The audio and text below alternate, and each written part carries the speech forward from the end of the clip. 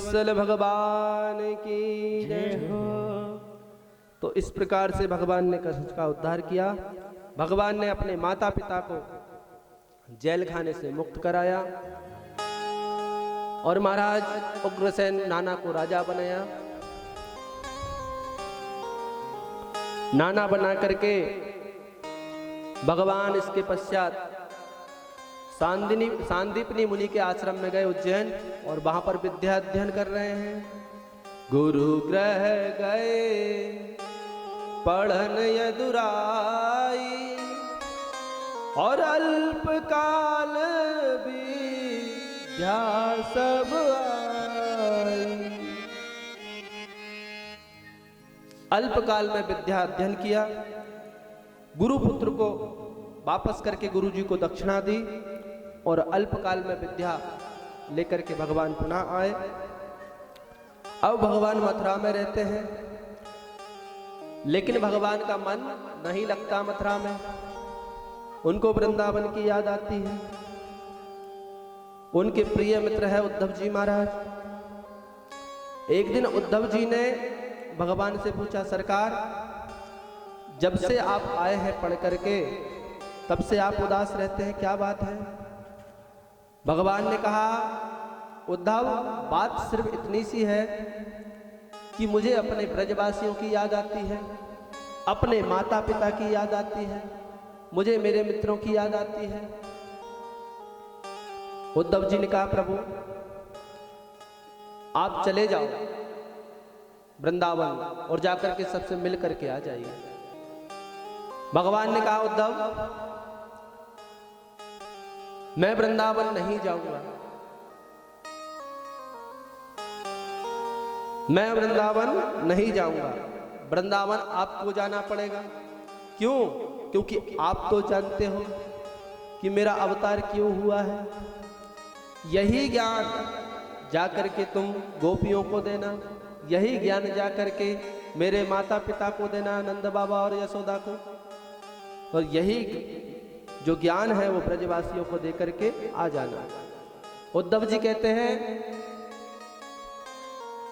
कि मैं बस अभी गया और 2 घंटे में वापस आता, ज्ञान देकर के, ब्रह्म ज्ञान देने के लिए उद्धव जी महाराज जा रहे हैं। भगवान ने कहा, देखो उद्धव तुम 2 घंटे में वापस आते हो कि 6 महीने में वापस आते हो, ये बात समय ही बताएगा। उद्धव जी महाराज से कहा, उद्धव जी महाराज ये हमारा पीतांबर लो, इसको ओढ़ो, इसके बाद में आप वृंदावन को जाओ। नहीं तो ये पीतांबर यदि आप नहीं ओढ़ोगे तो आपसे वहां पर कोई बात करने वाला भी नहीं है।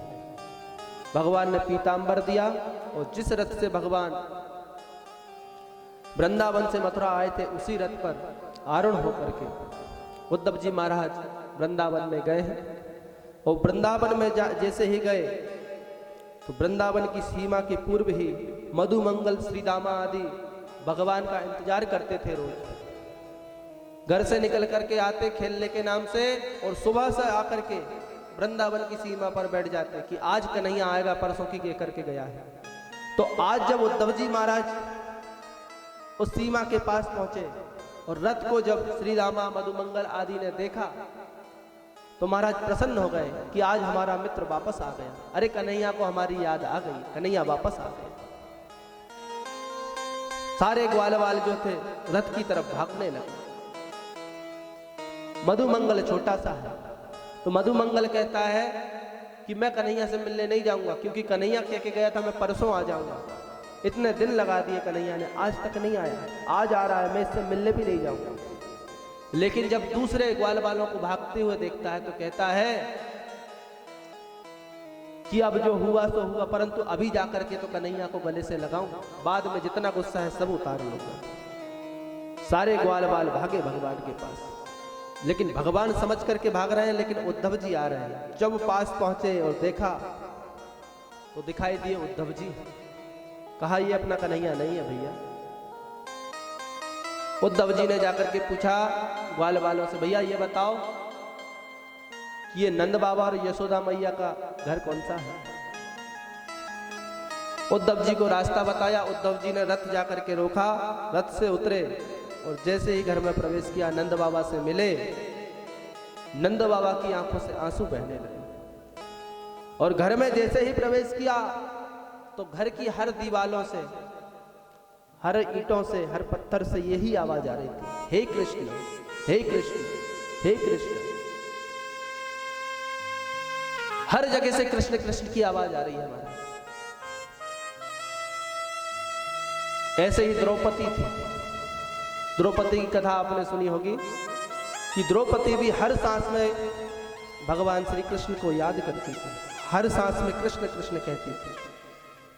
तो एक बार रुक्मणी और सत्यभामा ने जलन के कारण उनकी कंगी करी थी, तो बाल जब तोड़े तो उसमें से कृष्ण कृष्ण की आवाज आई थी। तो महाराज जैसा खाओगे तो डकार भी वैसे ही आएगी, जैसा खाओगे अन्न तो डकार वैसे ही निकलेगी। तो जैसा भजन करोगे वैसे भजन का प्रभाव भी होगा। एक बुढ़िया थी महाराज, एक बुढ़िया थी। एक बुढ़िया क्या करती थी, कंडे बनाती थी, बहुत सुंदर सुंदर कंडे बनाती थी और कंडे बनाते समय भगवान का भजन करती थी। जब वो भगवान का भजन करती और कंडे बनाती रहती, एक दिन क्या हुआ, गांव के 2-4 लोगों ने उसके मजे लेने के लिए क्या किया, उसके कंडों को चुरा लिया और चुरा करके अपने कंडों में मिला लिया, घर के कंडों में। अब बुढ़िया बड़ी दुखित हुई कि मेरे कंडे कहाँ गए। जा करके सरपंच साहब से कहा, भैया मेरे जो कंडे हैं वह कहाँ गए, आप पता करवाइए। तो सरपंच साहब ने कहा, देवी आपको किसी पर शक है? तो कहा, हाँ, ये मेरा पड़ोसी जो है यह मेरे बहुत मजे लेता है, इसी ने मेरे कंडे चुराए। तो कहा कि चलो पड़ोसी किया। सरपंच साहब पहुंचे बुढ़िया को लेकर के, और पहुंचे, कहा आपके कंडे आप पहचान सकती हो? बोले हाँ पहचान सकती हूँ। पड़ोसी ने कहा, ये कंडे का मेरा ढेर लगा हुआ है, पहचान लो अगर आपके कंडे हो तो। अब बुढ़िया क्या करती, इतना सारा कंडे का ढेर लगा है, बुढ़िया क्या करती, एक कंडा उठाती कान से लगाती और पटक देती, दूसरा कंडा उठाती कान से लगाती पटक देती। कुछ कंडे उसने अलग पटक लिए और कुछ कंडे अलग पटक दिए। अब महाराज एक तरफ बोलने लगी कि इस तरफ के कंडे मेरे हैं और इस तरफ के कंडे इनके हैं। बोले कैसे पता चला? सरपंच ने कहा, ये कंडे कैसे तुम्हारे हैं? तो कहा, महाराज जब मैं कंडा थोपती थी तो उस समय भजन करती थी और वही भजन इन कंडों में समाहित हो गया, और आज जब ये कंडे को मैं कान में लगा रही हूं तो उस भजन की आवाज इस कंडों में से आ रही है। इसलिए महाराज जब भजन करते हैं तो उसका वातावरण उस जगह का वैसा हो जाता है। मंदिर इतने सुंदर क्यों होते हैं? मंदिर में जाकर के शांति क्यों मिलती है? क्योंकि वहां भजन होता है। भजन जिस जगह होता है वहां पर बैठने में शांति मिलती है।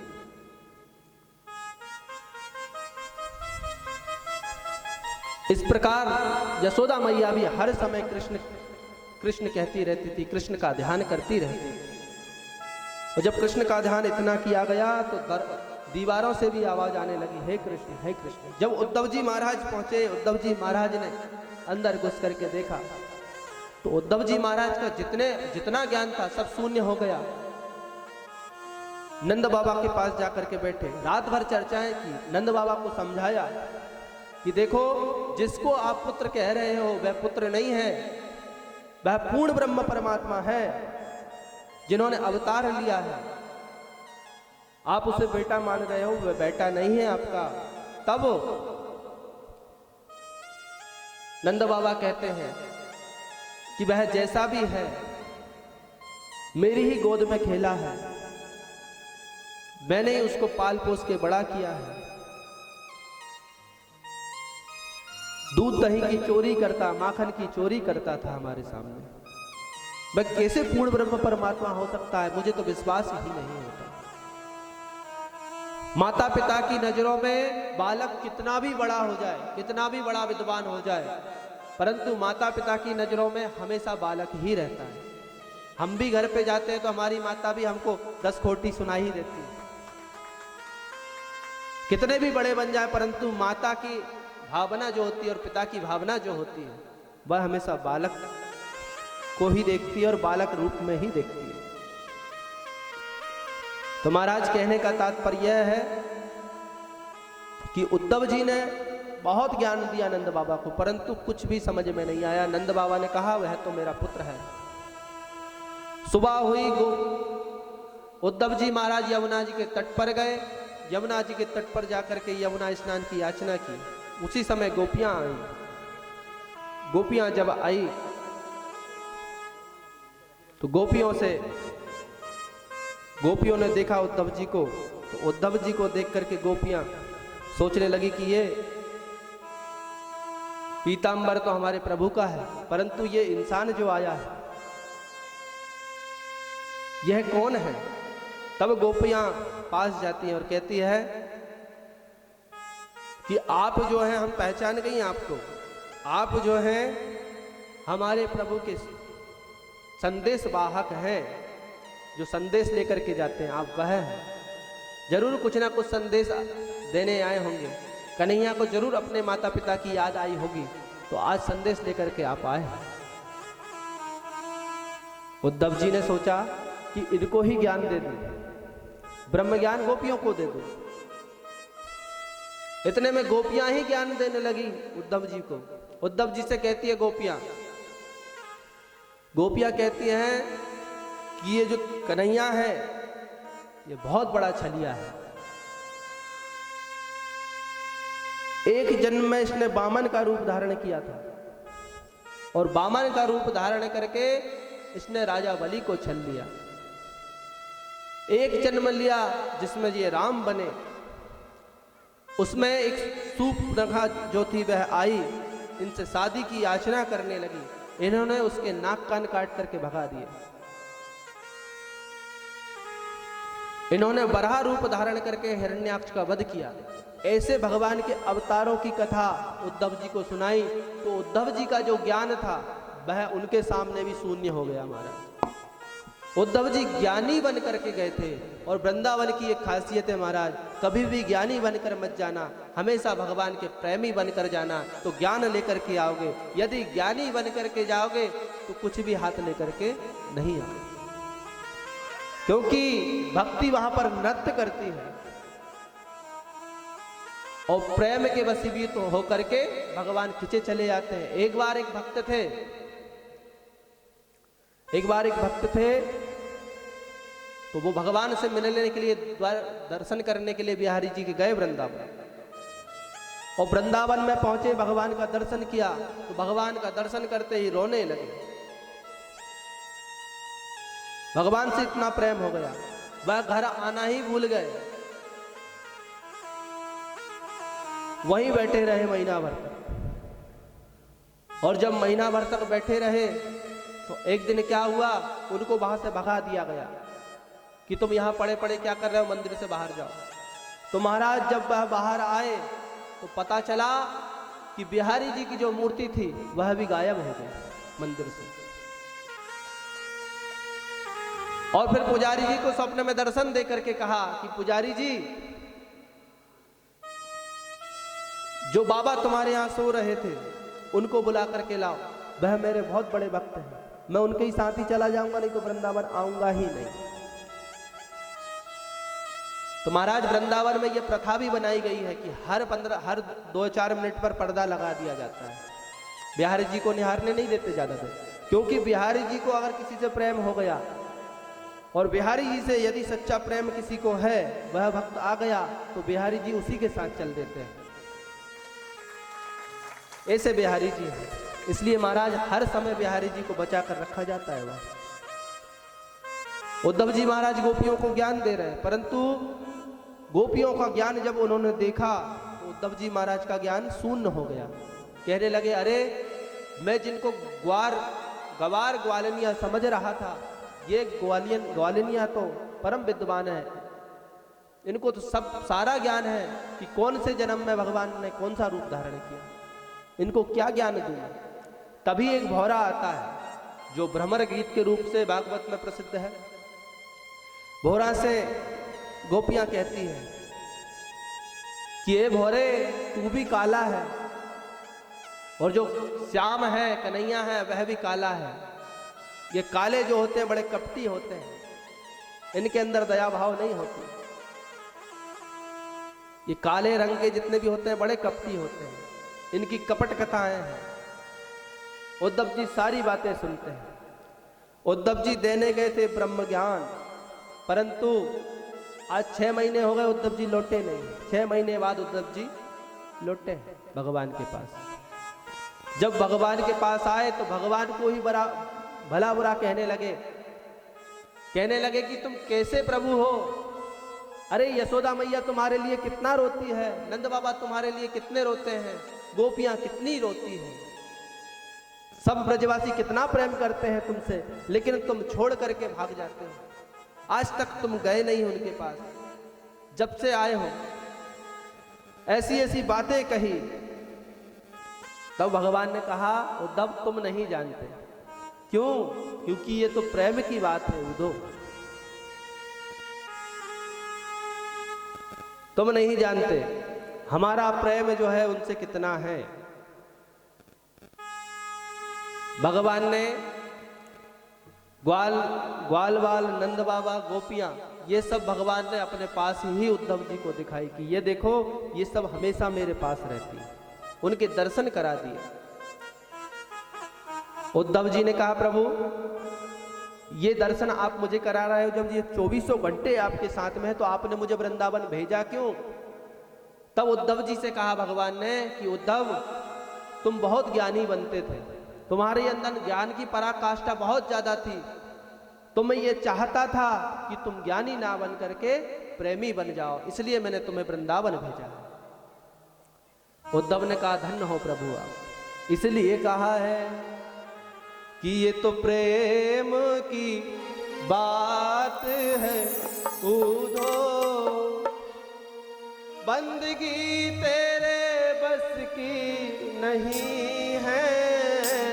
ये तो प्रेम की बात है उधो, बंदगी तेरे बस की नहीं है।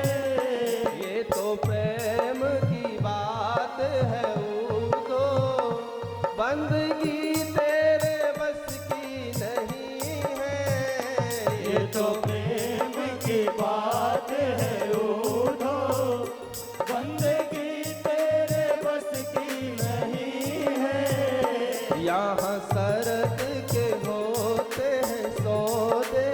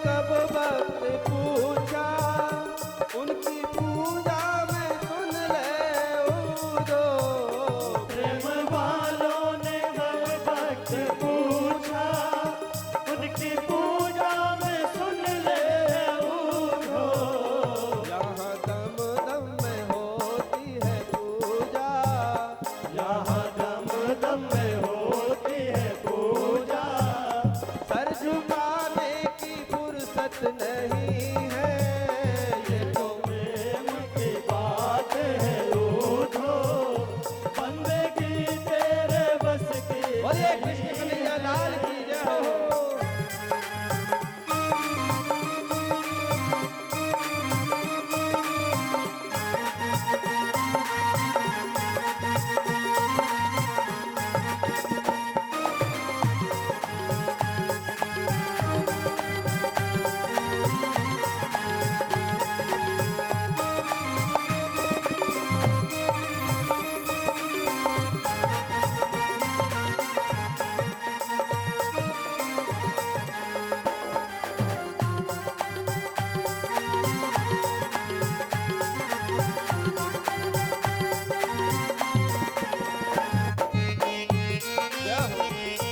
सभी लोग ताली से